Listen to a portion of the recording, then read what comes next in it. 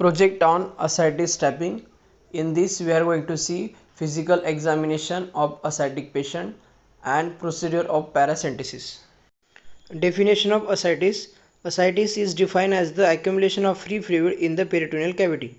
It is a common clinical finding with a variety of both extraperitoneal and peritoneal etiologies. It is most often caused by malignancy 10%, heart failure 3%, by liver cirrhosis 75%, with pancreatitis 1% and TB 2%. Causes of ascites: transudates. First number, low plasma protein concentrations, caused due to malnutrition, nephrotic syndrome, or protein losing enteropathy. Second cause, high central venous pressure, caused due to congestive cardiac failure. Third number, portal hypertension, caused due to portal vein thrombosis or cirrhosis. Exudates due to tuberculous peritonitis, peritoneal malignancy, Budd-Chiari syndrome, pancreatic ascites, chylous ascites, mixed syndrome, solid fibroma of the ovary. Mechanism of ascites. The balance effects of plasma and peritoneal osmotic and hydrostatic pressures determine the exchange of fluid between the capillaries and the peritoneal fluid. Protein-rich fluid enters the peritoneal cavity when capillary permeability is increased, as in peritonitis and carcinoma of peritoneum. Capillary pressure may be increased because of generalized water retention, cardiac failure, constructive pericarditis, or vena cava obstruction. Capillary pressure is raised selectively in the portal venous system in the Budd-Chiari syndrome, cirrhosis of the liver, or extrahepatic portal venous obstruction. Plasma colloid osmotic pressure may be lowered in patients with reduced nutritional intake, diminished intestinal absorption, abnormal protein losses, or defective protein synthesis such as occurs in cirrhosis. Peritoneal lymphatic drainage may be impaired, resulting in the accumulation of protein-rich fluid. In this diagram, mechanism of ascites formation in liver cirrhosis is shown. Types: mild, up to 150 ml amount is required to demonstrate radiologically. Moderate, 1500 to 2000 ml causes clinical dullness in the flanks, and severe, greater than 2000 ml is required. Now, ascitic fluid appearance. Clear or straw color fluid, it is seen in liver cirrhosis. If fluid appearance is cloudy, then it is seen in bacterial peritonitis, in perforated bowel, in pancreatitis. Bloody, it is seen in malignancy or hemorrhagic pancreatitis. And third one is chylous, which is milky colored. It is seen in lymphoma, in TB, and in malignancy. Clinical features: gradual distension of the abdomen. Severe cases of ascites may lead to respiratory distress. Specific features related to the cause may be evident: swelling in the abdomen, weight gain, sense of fullness, bloating, sense of heaviness, nausea or indigestion, vomiting, swelling in the lower legs. In this picture, clinical signs of chronic liver disease are shown. Physical examination. First, we are going to see inspection. In that, shape of abdomen. Normal musculature is scaphoid or boat shape, but in ascites, abdomen distension is present. Second one, we are going to see umbilicus. In ascites, umbilicus is transversely stretched, that is commonly called smiling umbilicus, or flattened or everted. Below you can see in the picture. Other things we can see in inspection are caput medusa.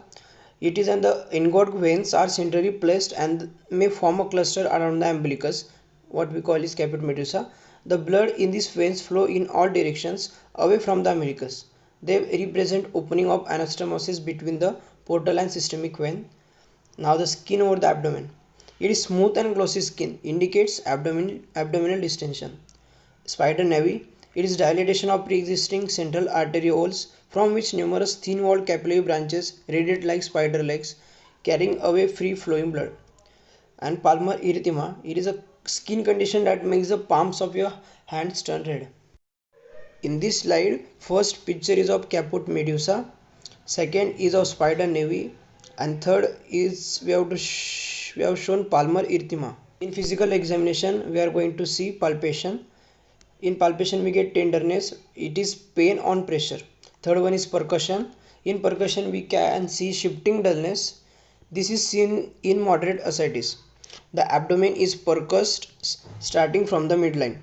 The upper border of fluid in each flank is determined. The pleximeter finger is kept in position on one flank and the patient is turned to the other side. After waiting for about 15 seconds, percussion at the same point produces a tympanic note as the intestines float up.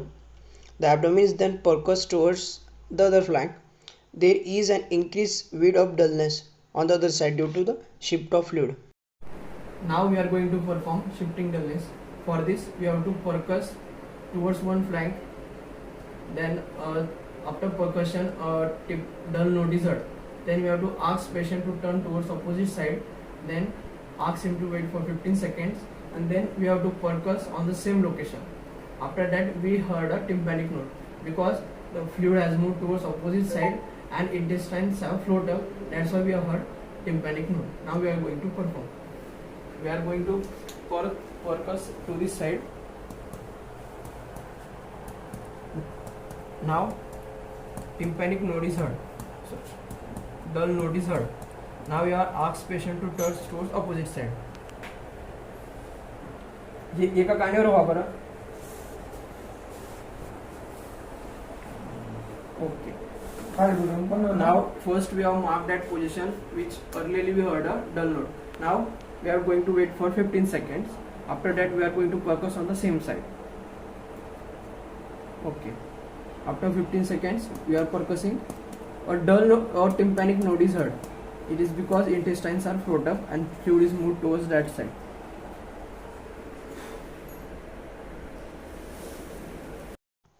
Horseshoe shaped dullness. This is seen with moderate ascites.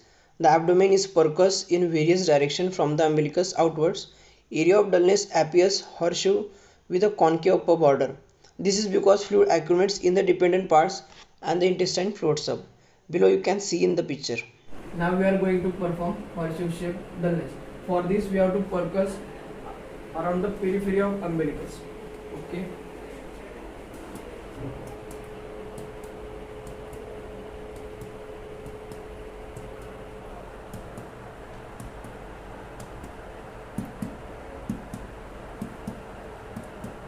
After this percussion, a dull note is heard around a horseshoe shape like. So it is because fluid accumulates in the dependent parts and intestine floats up. So that's why after percussion we can release that it is in a horseshoe manner dull note. Fluid thrill test. This is seen in tense ascites. One hand is kept over one flank and a sharp flick is delivered with the other hand over the opposite flank. The patient is asked to keep ulnar edge on one hand in the midline. A tap is felt by the palpating hand in case of tense ascites. Puddle sign. It is to be elicited in minimal ascites, that is 150 ml. The patient is asked to go on all fours, so the fluid collects in the mid-abdomen, which is dependent. One flank is slightly flicked with one hand and the most dependent part is ausculted. The chest piece of the stethoscope is then moved to the opposite flank. A change in the intensity of the note heard indicates fluids. Below pictures are of examination. Now we are going to perform fluid thrill test. Now first we have to ask patient to keep his ulnar side in the midline so that vibrations cannot pass during percussion. For this we have to keep our one hand towards one flank and we have to give a flip towards opposite flank. After giving a flip, a wave-like sensation is felt towards opposite side.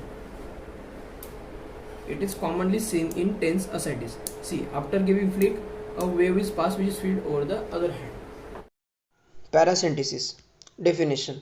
Abdominal paracentesis is a bedside clinical procedure in which needle is inserted into peritoneal cavity and ascitic fluid is removed.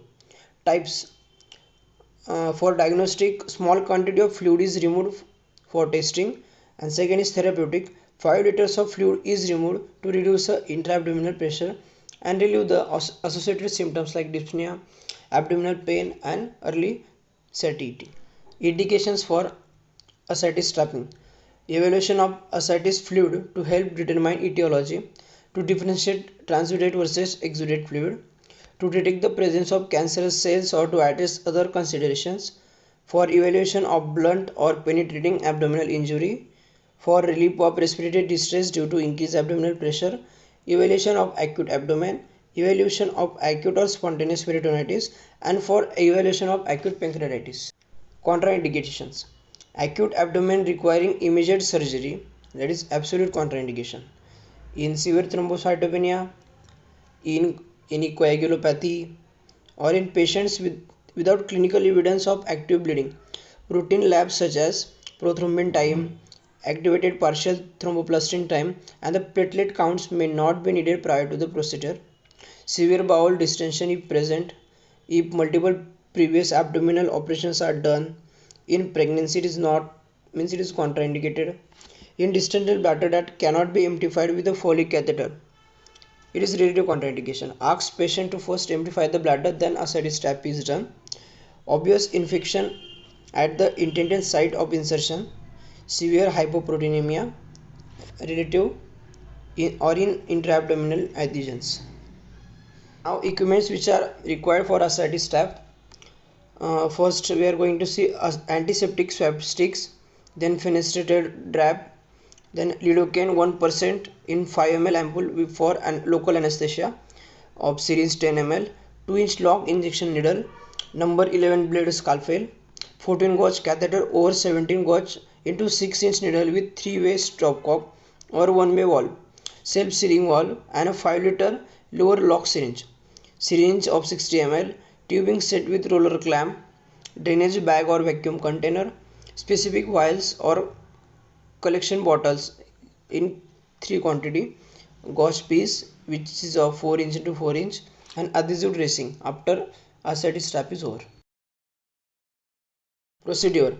Now first step, the anatomy of the abdominal wall is shown. The insertion sites may be midline or through the oblique transversus muscle which is lateral to the thicker rectus abdominis muscle. Step 2, emptify the patient's bladder either voluntary or with a Foley catheter. Place the patient in the horizontal supine position and tilt the patient slightly to the side of the collection. Slightly rotate the hip down on the table on the side of the needle insertion to make the content of the abdomen more dependent. The insertion sites are shown. Step 3. Prepare the skin with the poiodine, iodine or chlorhexidine solution and allow it to dry while applying sterile gloves and a mask. Prepare a wide area so that an unwrapped area is not inadvertently exposed if the drap slides a little. Step 4. Center the sterile drap about 1/3 of the distance from the umbilicus to the anterior iliac crest. Now step 5. In that, inflate the skin and subcutaneous tissue with a 1% solution of lidocaine with epinephrine. A 2-inch needle is then inserted perpendicular to the skin to inflate the deeper tissues and peritoneum with anesthetic. In step 6, insert the catheter and introduce through the skin. The non-dominant hand then stretches the skin to one side of the puncture side and the needle is further inserted to create a zigzag tract. Step 7. Advance the catheter until a puff is felt and the catheter penetrates the peritoneum. Release the pressure on the skin after the introducer enters the peritoneum. Advance the catheter into the abdominal cavity. Step 8. Remove the introducer and attach the syringe. Draw the fluid into the syringe. If no fluid returns, then rotate and slightly withdraw or advance the catheter until fluid is obtained. If still no fluid returns, abort the procedure and try an alternative side or method. Ascites fluid may be removed by attaching a 3-way stopcock or 1-way valve, a 60 cc syringe to one arm and drainage tubing tube and back to the other arm. If lavage is desired, such as for detecting hemoperitoneum after trauma, connect intravenous tubing to the 3-way stopcock. Remove excess fluid and then infuse 700 to 1000 ml of Ringer's lactate or normal saline into the abdominal cavity. Gently roll the patient from side to side, then remove the fluid as described above or using a trap suction arrangement. Okay, now we are going to perform paracentesis procedure. For this we have to localize the site of tapping. The site of tapping is, in this we have to first localize the umbilicus and anterior superior iliac spine, and after putting one finger on umbilicus and second on the anterior superior iliac spine, the midway between these two is set for tapping. Before tapping we have to percuss the site After percussion, the most prominent means where you heard a dull sound prominent, that is selected. So a dull sound is heard here. So we are going to tap here. Now we are going to first clean the side. So we have selected this side. First we are going to put spirit over there. For painting and wrapping, we have to move from center to periphery like this.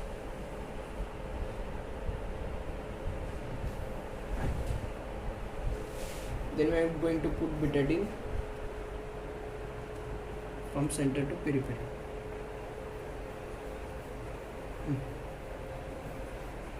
Barbara. Now we are going to do first local with lignocaine 2%.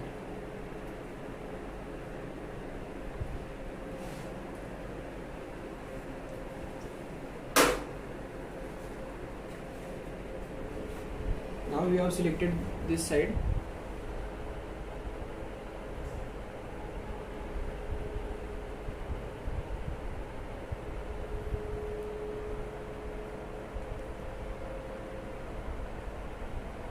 Now we are going to perform an actual procedure. For this we have to insert a needle on the located side, and we have to insert a needle in a zigzag manner so that we can prevent a further leakage. First asked patient to deeply inhale. काका थोड़ा खोल श्वास गया.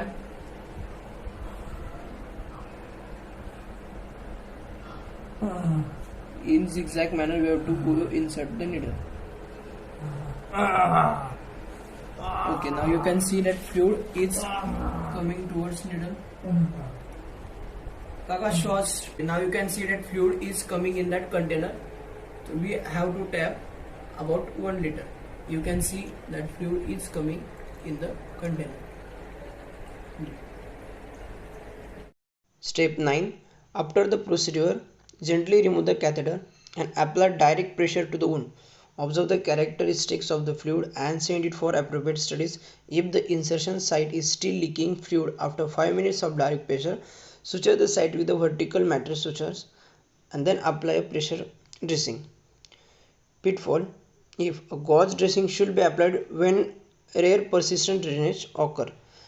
Below in this picture, the site for tapping is shown. After tapping 1 liter, now we are going to remove the needle.